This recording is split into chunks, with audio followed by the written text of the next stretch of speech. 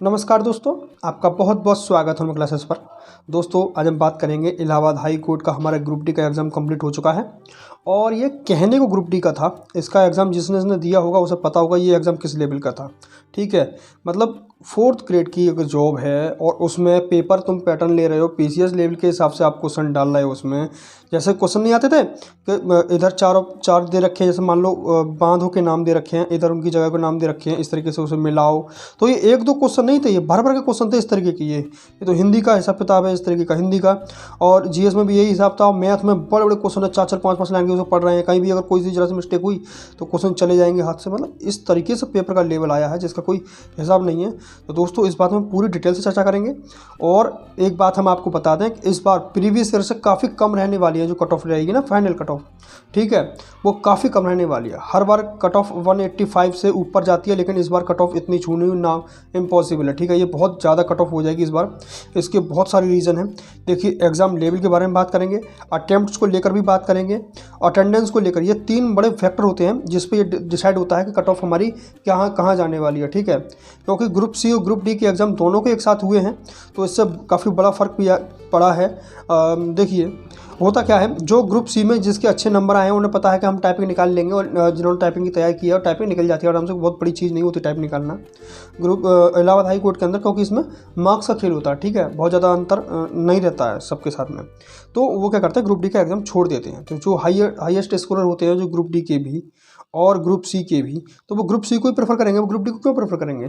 तो उस चीज़ को लेकर भी बड़ा फर्क पड़ता है। तो इन सब के बारे में डिटेल में चर्चा करेंगे दोस्तों, तो हमारे साथ बने रहिएगा और देखेंगे आज क्या क्या फैक्टर हैं और क्या क्या कट ऑफ हमारी रहने वाली है। हम कट ऑफ के बारे में डिटेल में चर्चा करेंगे। ठीक है, और जो कट ऑफ हम बताने वाले हैं आपके, बस आपको 1-2 नंबर इधर उधर मिल सकते हैं, उससे ज़्यादा का फर्क आपको देखने नहीं मिलेगा। ठीक है, तो अब वीडियो के अंदर तक जरूर बने रहेगा और अपने सभी दोस्तों के साथ में से ज़्यादा से ज़्यादा शेयर कर दें। और चैनल को अभी तक सब्सक्राइब नहीं किया तो प्लीज़ चैनल को सब्सक्राइब कर दें दोस्तों।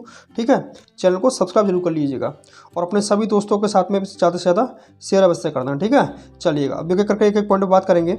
ठीक, चलिए देखिए दोस्तों, सबसे पहले बात कर लेते हैं जो हम जिस पे हम थोड़ा डिस्कशन करने वाले हैं, और जो लंबा डिस्कशन करना है हम उस पर डिटेल में बाद में बात करेंगे।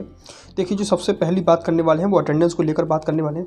अटेंडेंस का एक रीज़न हमने अभी आपको बताया था कि ग्रुप सी और ग्रुप डी, ये दोनों ग्रुप सी और ग्रुप डी ये दोनों ही एग्ज़ाम आपके एक साथ थे। ठीक है, इससे हुआ क्या था कि जो सी में अच्छे मार्क्स वाले बंदे थे वो डी में बैठे ही नहीं, क्योंकि उन्हें टाइपिंग निकालनी थी। तो उन्हें टाइपिंग की तैयारी करते समय आप मैन की तैयारी करना बहुत मुश्किल हो जाता है। टाइपिंग एक ऐसी चीज़ है, टाइपिंग की तैयारी और एग्जाम के लिए देना हो तो उसके लिए फ्री माइंड होना बहुत ज़रूरी है। तो इसलिए लोगों ने ग्रुप सी के अपने अच्छे मार्क्स को देते हुए ग्रुप डी को इग्नोर करना ही उचित समझा, और वो सही भी डिसीजन है। ठीक है, क्यों काम का सीट खराब करनी है, सारी चीज़ें खराब करनी है। ठीक है, बहुत से लोग पहुँचे भी होंगे लेकिन वो बहुत अच्छा स्कोर नहीं कर पाए होंगे इसकी वजह से, अगर अपने टाइपिंग दी है तो। ठीक है, अच्छा, ग्रुप डी की एक दूसरा रीज़न और है। दूसरा रीज़न ये है कि और अदर जॉब पर भी बच्चे सिलेक्ट हो रहे हैं, तो उस चीज़ को लेकर भी उन्होंने सोचा कि ग्रुप डी की ही क्यों करनी है जब बाकी सारी जगह अपना काम हो रहा है। तो उस चीज़ को लेकर काफ़ी फर्क पड़ा है, लेकिन बहुत लंबा चौड़ा फर्क नहीं पड़ा है। आपको बता दें, जो अटेंडेंस है इसकी वो 82 से 85% के आसपास रहेगी। ठीक है, आप निकलवाएंगे तो आप देखिएगा। तो इतनी जो भी हमें जानकारी मिली है, जिनसे मेरी बात हुई है, तो वो ऐसे ही बता रहे हैं कि हर एक कमरे में 4-4 5-5 लोग अटेंड, जैसे मान लो 25 की कैपेसिटी है तो 4 से 5 लोग उसमें अब्सेंट थे। ठीक है, तो कुछ इस तरीके का सीन रहा देखने मिला है। ठीक है, वो हर एक रूम की अलग अलग कैपेसिटी होती है, जहाँ आपने पेपर दिया होगा वहाँ शायद अलग कैपेसिटी हो। ठीक है, तो ये सारी चीज़ें अटेंडेंस को लेकर रही, तो अटेंडेंस का बड़ा फ़र्क पड़ता है। और ये इसमें से फ़र्क पड़ता है क्योंकि जो बहुत अच्छे नंबर ला सकते थे और भी ज़्यादा अच्छे नंबर ला सकते थे, वो रेस से थोड़े से हट बच जाते हैं, तो उससे बड़ा फ़र्क देखने मिलता है। ठीक है, अटेम्प्ट्स को लेकर बात कर लें तो अटेम्प्ट्स को लेकर देखिए, इसकी छोटी सी झलक हमने अभी आपको बताई थी कि जो पेपर थे, पता है, हिंदी में 4-4 अगर ऑप्शन इधर हैं और 4 मिलान वाले क्वेश्चन इस तरीके के आए हैं भाई, 1-2 नहीं आए हैं, कई सारे आए हैं। और उसमें आपको बता रहे हैं ए का 3, बी का 2, सी का 3, इस तरीके से होते हैं ना 4-4 ऑप्शन, वो आपको देख के लगाने हैं। ऐसा भी नहीं है कि किसका सही गलत है, होते हैं ना 4 ऑप्शन सामने होते हैं और इस तरीके से, और कुछ सिंपल क्वेश्चन पूछते हैं कि बताइए इन चारों में से कौन सा जोड़ा गलत है, तो आप बता देंगे कि ये सी वाला गलत है, इसका मिलान गलत है, बाकी तीनों सही है। ऐसा भी नहीं है, पूरे प्रॉपर यहाँ से यहाँ तक अगर पे 4 क्वेश्चन दे रखे हैं, 4 ऑप्शन दे रखे हैं, तो इस तरीके से आपको मिलाते चले जाएँ, फिर उसके बारे में लिखा होगा कि ए का 2 है, टी का 3 है, और इस तरीके से काफ़ी सारे भर के क्वेश्चन हैं। और सेम कंडीशन मैथ उसके साथ में मैथ में इतने बड़े बड़े लेंदी क्वेश्चन हैं। इंग्लिश भी बहुत अच्छे लेवल की आई थी जिसमें दिमाग हिला कर रख दिया था। मतलब ग्रुप डी का पेपर तो कोई कह ही नहीं सकता था कैसे ग्रुप डी का पेपर है। CGL के लेवल की इंग्लिश आ रही है, मैथ आ रही है, PCS लेवल के सवाल हिंदी में घुसे रहे हैं, RO के जैसे सवाल आ रहे हैं, बड़े बड़े सवाल आ रहे हैं। ठीक है, हालांकि थोड़ा सा लेवल हल्का रहा है, लेकिन जो टाइप होता है ना, टाइप बिल्कुल मतलब ऐसे बड़े बड़े एग्जाम जैसा टाइप लिया है उन्होंने, तो इसमें बड़ा टाइम गया है बच्चों का। कई बार लोगों ने जो हमारी सीट होती है, जो एग्ज़ाम पेपर होता है, उस पर तो टिक लगा लिया, लेकिन जो हम OMR भरने बैठे तो उसमें पूरा ही मामला ख़राब कर लिया। तो इन सभी चीज़ों को देखते हुए तो काफ़ी सारी चीज़ें बहुत सारी गड़बड़ हुई हैं और अटेम्प्ट्स को लेकर बहुत सारे छूटे हैं क्वेश्चन, और कई सारे कोई गलत हुए हैं, कन्फ्यूजन में रह गए कहीं कुछ, तो बहुत बड़ा फ़र्क पड़ता है इस चीज़ का। इस बार का पेपर का लेवल अन्य सभी सालों के पेपर से बहुत ज़्यादा अलग था। ठीक है, टफ मानेंगे इसे, और अटेम्प्ट्स इस चक्कर में बहुत कम हो पाए हैं, और अटेम्प्ट्स की बात करेंगे और सभी चीज़ की बात करेंगे दोस्तों नेक्स्ट स्लाइड में। ठीक है, देखते हैं। तो दोस्तों अब बात कर लेते हैं लेवल कैसा रहा था हमारा एग्ज़ाम का। तो हिंदी का लेवल मॉडरेट मान सकते हैं, इंग्लिश का भी मॉडरेट मान सकते हैं, मैथ का काफ़ी हार्ड था, और GK भी हार्ड थे। ठीक है, आपके 4 सेक्शन में तो ये दो तो हमारे क्या थे, मॉडरेट थे, और ये दोनों हार्ड थे हमारे। तो आपको इतनी बात समझनी होगी। और इसके साथ साथ अब देखेंगे हम अपनी कट ऑफ को लेकर। तो देखिए आप सभी को पता ही है कट ऑफ हमारी कैसे बन रही है। पेपर 1 जो हमारा प्री पेपर हुआ था, ठीक है, और मेंस का पेपर, तो इन सभी के दोनों के मार्क्स मिला के 100 नंबर इसमें थे और 100 नंबर का इसमें था। तो इसमें भी काफ़ी ज़्यादा कट ऑफ गई थी। ठीक है, जो कट ऑफ इसमें गई है उसमें +5 के आसपास आप ऑटोमेटिक कर लीजिएगा, क्योंकि जो संख्या ली जाती है प्री में बहुत ज़्यादा ली जाती है, बच्चों की 3-4 गुना से ज़्यादा ली जाती है, और जब मेंस में आता है तो 1 गुना हो रह जाता है, तो चीज़ें बहुत बदल जाती हैं। ठीक है, तो मेंस में जो नंबर आए होंगे, और यहाँ पर आप दोनों को मिलाकर जो नंबर बनेंगे 205 में से, सॉरी 200 में से, अब आपको 200 में से जितने मार्क्स आने वाले हैं ना, उस मार्क्स के बारे में चर्चा कर लेते हैं दोस्तों। ठीक है, तो बने रहेगा हमारे साथ में। हम जो आपको कट ऑफ बताने वाले हैं उसमें 1 या 2 नंबर का आपको फ़र्क देखने मिलेगा, बस, उससे ज़्यादा फ़र्क आपको देखने नहीं मिलेगा। तो ये रही दोस्तों आपके सामने कट ऑफ, यूआर के कट ऑफ हमारे अकॉर्डिंग। ठीक है, आपको 162 से लेकर 165 अगर आपके बनना है तो अपने आप को सेफ जोन में मान कर चलें।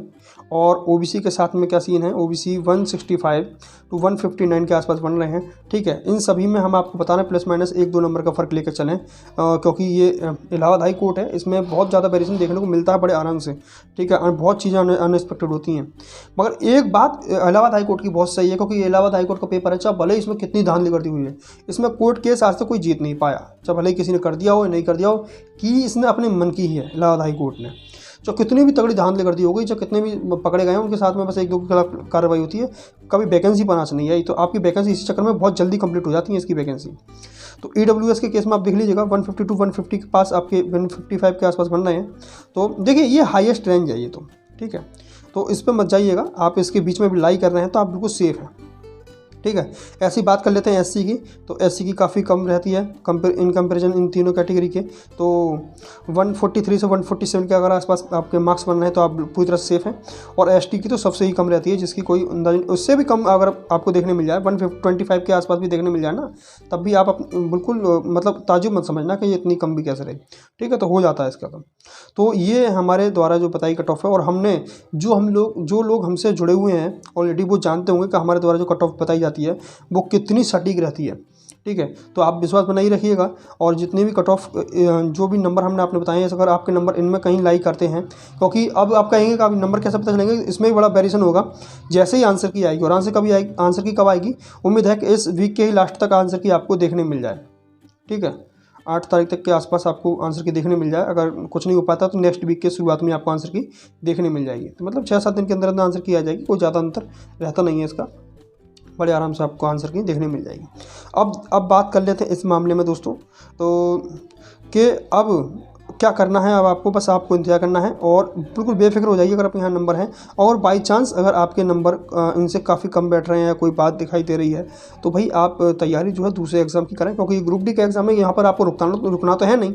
आपने इतनी तैयारी की होंगी तो आपने ये तो लक्ष्य बनाया नहीं होगा कि हम ज़िंदगी भर ग्रुप डी की ही जॉब करते रहेंगे। तो आप उस चीज़ को ध्यान में रखते हुए अपना टारगेट आप आगे रखें और अपनी चीज़ें तैयार रखें। और एग्ज़ाम्स के लिए CGL का फॉर्म आ गए हैं, वो भरिएगा। CHSL का अपना परफॉर्मेंस उम्मीद है कि बहुत सारे लड़कों ने दिया होगा CHSL भी। तो बड़े बड़े टारगेट बनाइएगा, बड़े टारगेट बनाएंगे तो आपको ऐसी जॉब तो बड़े आराम से निकलती जाएंगी। ठीक है दोस्तों, तो ये सारी डिस्कशन हमें आपके साथ करना था। उम्मीद करते हैं सारी बात आपको बहुत अच्छे से समझ में आई होगी और सही लगी है दोस्तों हमारी बात, तो आप चैनल को सब्सक्राइब कर लीजिएगा और अपने सभी मित्रों के साथ में ज़्यादा से ज़्यादा शेयर करना। ठीक है दोस्तों, आपको मिलेंगे नेक्स्ट वीडियो के साथ में। तब तक के लिए अपना ध्यान रखें और अपनी पढ़ाई लगातार करते रहें। बहुत बहुत धन्यवाद दोस्तों।